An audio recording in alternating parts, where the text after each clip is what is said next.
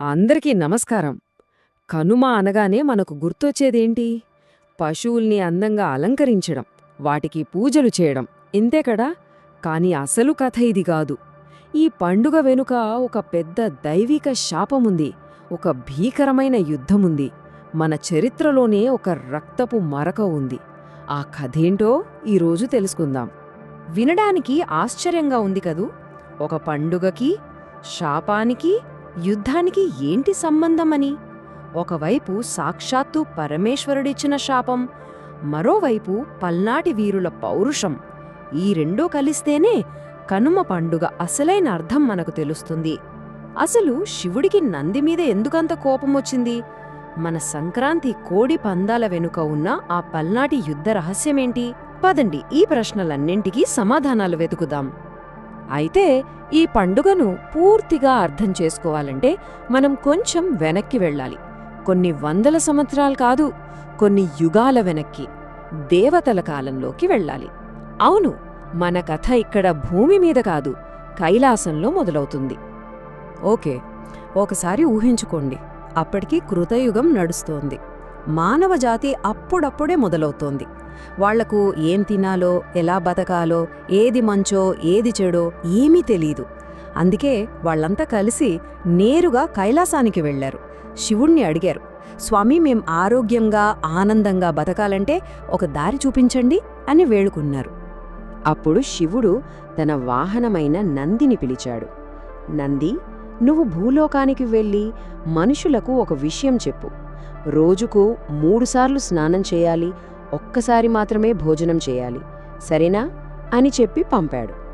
కాళీ, మనకు తెలుసు కదా కొన్నిసార్లు ఎలా తప్పులు జరుగుతాయో. భూలోకానికి వచ్చేసరికి బహుశా నందికి మతిమరుపు వచ్చిందేమో. మొత్తం తలకిందులుగా చెప్పేశాడు. మానవులారా వినండి, శివుడి ఆజ్ఞ, రోజుకు ఒక్కసారే స్నానం, 3 పూటాల కడుపు నిండా భోజనం అని ప్రకటించేశాడు. ఆ ఒక్క పొరపాటు మానవజాతి చరిత్రనే మార్చేసింది. ఈ విషయం తెలిసాక శివుడికి విపరీతమైన కోపం వచ్చింది. ఆయన ఉగ్రరూపం దాల్చాడు.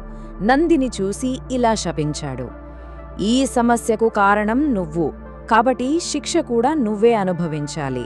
ఇప్పటినుంచి నువ్వు భూలోకానికి వెళ్ళు. మనుషులు ఆ 3 పూటలా తినడానికి అవసరమైన తిండిని పండించడానికి నువ్వు వాళ్ల పొలాల్లో కష్టపడాలి. ఇదే నీకు ప్రాయశ్చిత్తం. అందుకే ఈ రోజుకి ఎద్దులు మన పొలాల్లో అంత కష్టపడతాయి. అవి కేవలం నాగలిని కాదు, ఆనాటి శివుడి శాపాన్ని కూడా మోస్తున్నాయి. ఇక్కడే మనకు కనుమ పండుగ యొక్క అస్సలు ఉద్దేశ్యం అర్థమవుతోంది. రైతులు ఆ రోజు పశువులకు పూజ చేసేది అందుకే. ఏడాది పొడవునా మాకోసం ఇంత కష్టపడుతున్నందుకు మీకు మా కృతజ్ఞతలు అని చెప్పుకోవడమే ఈ పండుగ. ఆ మూగజీవాల త్యాగానికి మనం అర్పించే నివాళి ఇది. అయితే పశువుల పట్ల కృతజ్ఞతకు సంబంధించి ఇదొక్కటే కథ కాదు. మనం ద్వాపర యుగంలోకి వెళ్తే మరో గొప్ప కథ మనకు కనిపిస్తుంది. ఈ కథలో హీరో శ్రీకృష్ణుడు. అప్పట్లో ఇంద్రుడికి కొంచెం గర్వం ఎక్కువైతే కృష్ణుడు గోకులంలోని ప్రజలతో ఇలా అన్నాడు, మనకు నీడనిచ్చి గోవర్ధన పర్వతాన్ని, పాలనిచ్చే గోవులను పూజించండి, వాళ్లే మనల్ని కాపాడే నిజమైన దేవుళ్ళు. కృష్ణుడి మాటలకు ఇంద్రుడికి అహం దెబ్బతింది. ప్రళయాన్ని తలపించేలా భారీ వర్షాన్ని కురిపించాడు. అప్పుడు కృష్ణుడు ఏం చేశాడో మనందరికీ తెలుసు. గోవర్ధన పర్వతాన్ని తన చిటికెన వేలుతో గొడుగులా పైకి ఎత్తాడు. 1 కాదు, 2 కాదు, ఏకంగా 7 పగళ్ళు 7 రాత్రులు ఆ కొండను కిందకు దించకుండా ప్రజలను, పశువులను కాపాడాడు. ఆ గోవులను రక్షించిన ఆ సందర్భమే కనుమకు మరో కారణంగా చెబుతారు. సరే, ఇప్పటిదాకా మనం పురాణాల గురించి మాట్లాడుకున్నాం. ఇప్పుడు చరిత్రలోకొద్దాం. ఎందుకంటే సంక్రాంతి అనగానే మనలో చాలామందికి కోడి పందేలు గుర్తొస్తాయి. కానీ ఆ పందేల వెనుక ఆంధ్రదేశ చరిత్రనే మార్చేసిన ఒక భయంకరమైన యుద్ధముంది. అదే పల్నాటి యుద్ధం. దీన్నే ఆంధ్ర కురుక్షేత్రం అని కూడా అంటారు. మనమిప్పుడు 12వ శతాబ్దంలో ఉన్నాం. పల్నాడు ప్రాంతం 2గా విడిపోయింది. ఒకవైపు గురజాలను నలగామరాజు పాలిస్తున్నాడు, అతనికి సలహాదారుగా నాగమ్మ ఉంది. మరోవైపు మాచెరలను మలిదేవరాజు పాలిస్తున్నాడు. అతనికి మార్గదర్శి బ్రహ్మనాయుడు. ఈ ఇద్దరి మధ్య ఆధిపత్య పోరు నడుస్తోంది. యుద్ధం వద్దు, రక్తం పారొద్దని ఒక ఒప్పందానికొచ్చారు. ఒక కోడిపందం వేద్దాం, ఓడినవాళ్ళు 7 ఏళ్లపాటు రాజ్యాన్ని వదిలి అజ్ఞాతవాసానికి వెళ్ళాలి అని నిర్ణయించుకున్నారు. ఆ పందెంలో మలిదేవరాజు వర్గం ఓడిపోయింది. మాట ప్రకారం వాళ్లు 7 ఏళ్లు వనవాసం చేసి తిరిగొచ్చారు. కానీ అప్పుడు నాగమ్మ మాట తప్పింది. రాజ్యాన్ని తిరిగివ్వడానికి ఒప్పుకోలేదు.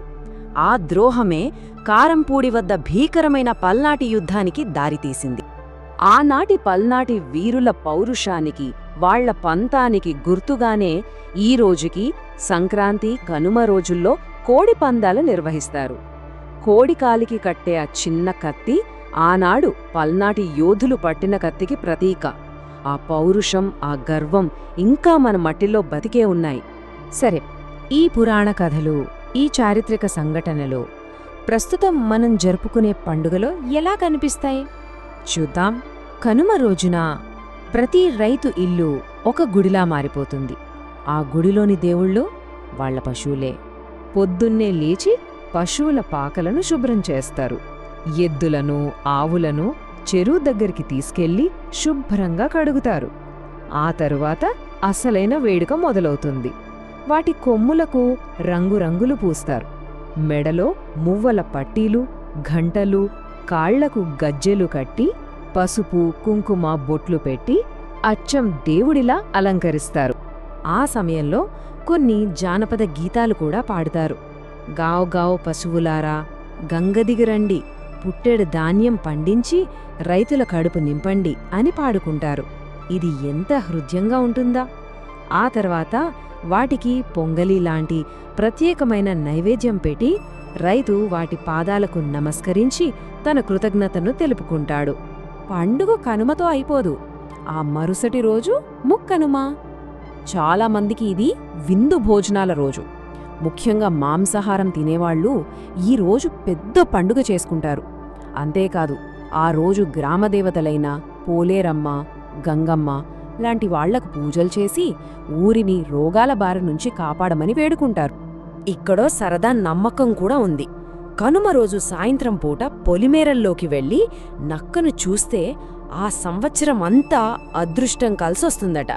ముఖ్యంగా డబ్బు బాగా వస్తుందని నమ్ముతారు. అందుకే సాయంత్రం అవ్వగానే పల్లెటూళ్లలో చాలామంది పొలాల గట్ల మీద నక్క కోసం వెతుకుతూ కనిపిస్తారు. కాబట్టి ఇవన్నీ చూశాక మనకేమర్థమవుతోంది? కనుమ అంటే కేవలం ఒక సెలవు రోజు కాదు, అదొక బాధ్యత.